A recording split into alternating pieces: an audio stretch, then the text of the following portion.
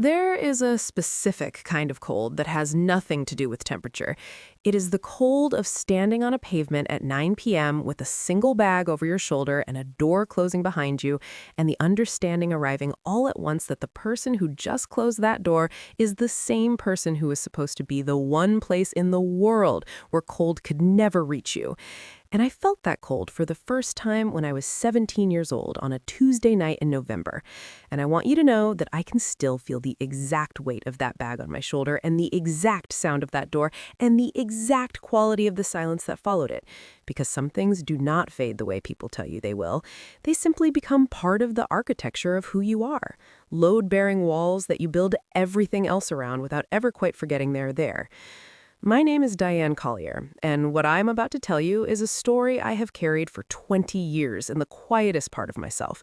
And I'm telling it now not because I need sympathy and not because I want anyone to feel sorry for me, but because I think there are people listening to this who have their own Tuesday nights and their own single bags and their own closed doors, and I want them to hear how this ends. My mother's name is Ruth, and she was not a monster. I want to be clear about that from the beginning because this story is not about a monster. It is about something more complicated and in many ways more painful than that, which is a woman who loved her idea of a daughter more than she loved her actual daughter. And when those two things turned out to be irreconcilably different, she chose her idea without hesitation and without, as far as I could tell, very much grief. I was not an easy teenager. I will give her that freely and without qualification. I had opinions, and I expressed them. I had a sense of my own direction that did not align with the direction she had mapped out. I pushed back on things that I felt were unfair, and I did not do it quietly because quiet had never been a language that came naturally to me the way it seemed to come naturally to the daughters she pointed to when she wanted to illustrate what I was failing to be. We had argued before that Tuesday, many times about many things, but something about the argument that night had a finality to it that I had not felt in the ones before it, a quality of decision rather than frustration. And when she said, "Pack a bag and get out of my house," I understood from the way she said it that this was not an escalation, it was a conclusion. I packed one bag. I walked out, I did not beg, and I did not cry, and I did not turn around. And those three things are the decisions I am most proud of in my entire life. Not because they were brave, but because they were honest. Because some part of me understood, even at 17, that the version of me that begged and cried and turned around was a version I would not be able to respect in the morning. Her last words to me as I walked down the front path were spoken to my back, and they were delivered in the voice of someone who had already moved on from the moment before it was finished. "You were always the difficult one, Diane." I did not respond. I walked to the end of the street, and I turned left, and I did not look back at that house for 20 years. What I did in those 20 years is the part of the story that matters, and I need you to understand that I am not going to rush it, because the 20 years are the point. The 20 years are what makes the phone call that came on a Wednesday afternoon mean what it means, and I want you to feel every single one of them before we get there. Before I tell you what those 20 years built, I need you to subscribe to this channel and drop your country in the comments below, because what I built in the silence of my mother's absence is the only reason this story has the ending that it does. The first year after I left was the year I learned the difference between surviving and living. And I want to be honest with you about what surviving looked like, because I think people who have not done it sometimes imagine it as something cinematic and purposeful, when the reality is that it is mostly just a series of very small decisions made in very tired moments by a person who has not yet figured out who they are, but has decided with absolute certainty who they are not going to become. I was 17, with one bag and $70 I had saved from a part-time job at a grocery store, and the phone number of a girl from school named Priya, whose mother had a fold-out couch and a generosity of spirit that I have never been able to fully repay, no matter how many times I have tried in the years since. I stayed on that fold-out couch for 6 weeks, and in those 6 weeks, I finished my senior year applications, I showed up to school every single day, and I did not tell a single teacher or counselor what had happened because I had made a calculation that sympathy, however well-intentioned, would cost me something I could not afford to spend, which was the energy I needed to keep moving forward. I graduated high school on a Saturday morning in June, and Priya's mother sat in the audience and cried. And I accepted my diploma, and I thought about the empty seat where my mother was not sitting, and I made a decision that I had been approaching slowly for 7 months. I decided that I was going to treat my life as a construction project rather than a recovery project, which meant that every decision going forward was going to be about what I was building rather than what had been taken from me. And that distinction, small as it sounds, turned out to be the most important architectural decision I ever made. I got a scholarship, not a large one, but enough, combined with 2 jobs and a level of financial discipline that I look back on now with equal parts pride and exhaustion. And I went to university, 4 hours from the town where my mother still lived, in the house with the door she had closed behind me.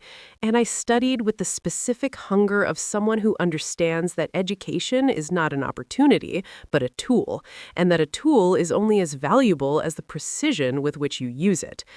I graduated 4 years later with honors and a job offer from a firm that had recruited me before I had finished my final semester. And I remember sitting in the car outside the building where I had signed the offer letter and thinking that I wanted to call someone and share the moment the way people share moments, and running through every name in my phone and arriving at the understanding that the list of people who would genuinely feel the weight of what this meant was very short. And my mother's name was not on it. And that was not a wound anymore. It was simply a fact, the way the weather is a fact, present and real, and not requiring any particular emotional response. The years that followed were years of building, methodically, quietly, in the way I had learned to do everything, without announcement and without the need for witness. I moved cities twice. I changed roles 3 times. I made decisions that looked like risks to the people around me and felt like logical progressions to me because I had a clarity of direction that came from having no one to disappoint and no inherited definition of success to either fulfill or rebel against.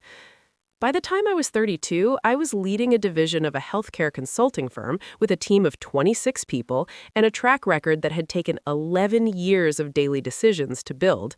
And I had an apartment that I owned and a small group of people I trusted completely and a life that felt, for the first time and in the most settled and unshakable way, entirely mine. I had not spoken to my mother in 15 years at that point, and I had reached a place with that fact that I can only describe as neutral. Not healed exactly, not unaffected, but no longer raw, the way a very old scar is not the same as uninjured skin, but is also not a wound anymore. I thought about her sometimes, on Tuesdays in November especially, which I had never quite been able to make ordinary, but the thinking had lost the quality of longing it had carried in the early years and become something more like acknowledgement, the way you acknowledge a weather system that has passed and left the landscape different but no longer dangerous. And then, on a Wednesday afternoon in October, 5 years ago, my phone rang from a number I did not recognize, and something made me answer it instead of letting it go to voicemail the way I normally did with unknown numbers. And the voice on the other end of that call was a voice I had not heard in 15 years and had not expected to hear in 15 more. And it said my name in the particular way that only one person in the world had ever said it, with that specific combination of authority and uncertainty that had defined every interaction we had ever had. And I sat down slowly in my office chair, and I said very carefully, "Ruth." She did not correct me for not calling her mom. That told me more about the 15 years on her end than anything she said next. She talked for 4 minutes before she asked for anything, about her health, about the house, about a situation that had developed over the past year that she had been trying to manage alone and had reached the point where she could no longer manage it without help. And I listened to all of it without speaking because I had learned a long time ago that silence is not the same as agreement, and that letting someone finish is not the same as letting them off the hook. And then she said, "Diane, I need your help." And she named the specific thing she needed. And I want you to understand that when I tell you what she needed, it is going to sound like something I could not have planned. But I promise you that the universe does not consult us on its timing.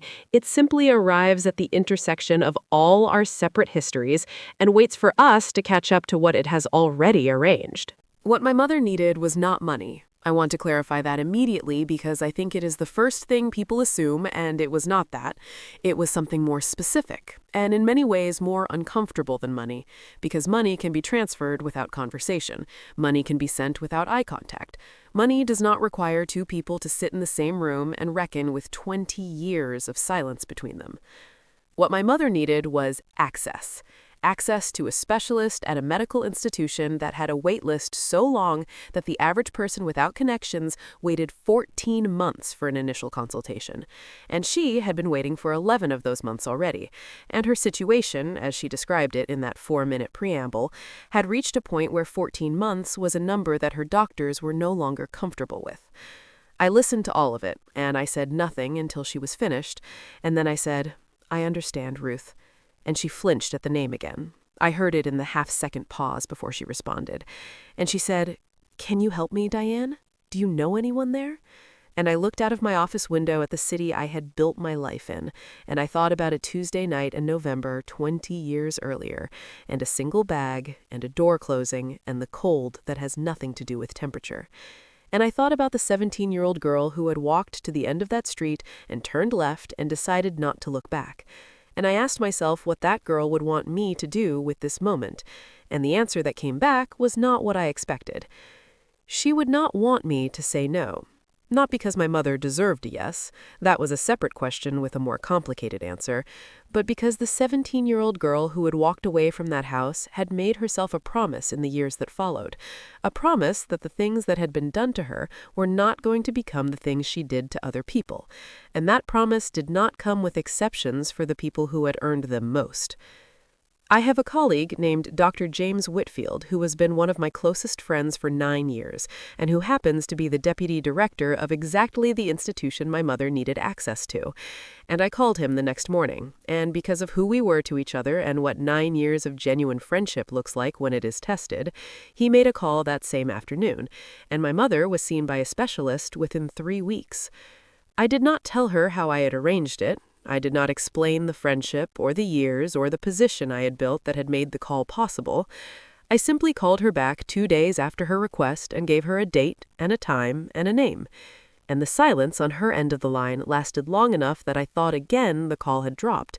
And then she said, "Diane, how did you—" And I said, "It doesn't matter, Ruth. Write down the appointment." She wrote it down. She went to the appointment. The treatment she received over the following months was, by her own account, the best care she had ever received in her life, and her situation improved in ways that her local doctors had not projected with any confidence. And through all of it, she called me. Not every day, not with the ease of a relationship that had never been broken, but with the careful regularity of someone who was trying to learn a new language in the twilight of their life and was not entirely sure they had enough time left to become fluent in it. We did not have a dramatic reconciliation. I want to be honest about that because I think dramatic reconciliations make for satisfying stories, but not always for accurate ones. And this story has always been about accuracy first. What we had instead was something slower and less defined. Phone calls that started with logistics and sometimes ended somewhere more honest. Visits that were uncomfortable at first and gradually became less so. Conversations that circled around the Tuesday in November without landing on it directly until one afternoon, about 8 months after that first phone call, when my mother said, without preamble and in the middle of a conversation about something else entirely, "I have thought about that night every day for 20 years. I did not say anything. She continued. She said, "I told myself for a long time that I did what I had to do and that you were better for it. And I kept telling myself that until I ran out of things that needed to be done and I was just sitting with it. And Diane, sitting with it is not the same as believing it anymore." I looked at the wall of my apartment and I thought about all the things I could say and all the things I had imagined saying across 20 years of Tuesday nights in November. And what came out was not any of them. I said, "I know, Ruth." She said, "I am sorry." 2 words, no architecture around them, no qualifications, no explanation designed to redistribute the weight of them, just 2 words sitting plainly in the space between us like something that had been waiting a very long time to be set down. I am not going to tell you that 2 words fixed 20 years, because they didn't. And I think anyone who has carried something heavy for a long time understands that an apology is not a solution. It is a beginning, and beginnings at 63 and 37 look very different from beginnings at 17. But I will tell you that something shifted in me when she said them. Not the shift of a wound closing, but the shift of a weight being distributed differently. The way you adjust the strap of a bag that has been on one shoulder for too long and feel the relief of not putting it down, but of carrying it more evenly. My mother is still alive. We speak every week now on Sundays, for between 20 minutes and an hour, depending on how the week has been, and the conversations are not easy in the way that conversations between people who have never heard each other are easy. They are easy in the harder way, the way that requires both people to choose the conversation every single time, rather than simply falling into it. I have never called her mom since that first phone call. She has never asked me to. I think we both understand that some things cannot be rebuilt into exactly what they were, and that the attempt to do so would cost us the thing we have actually managed to make, which is something new and fragile and worth more than a reconstruction of something that was never quite right to begin with. I am Diane Collier. I left with one bag at 17. I built everything you see from the end of that street. And when the woman who closed that door needed someone to open one for her, I made a choice that I will not apologize for and will not regret, not because she deserved it, but because I did. Because the person I had spent 20 years becoming was not someone who let an old door decide what she did with a new one. And that, more than anything else I have ever done, is the thing I am most proud of.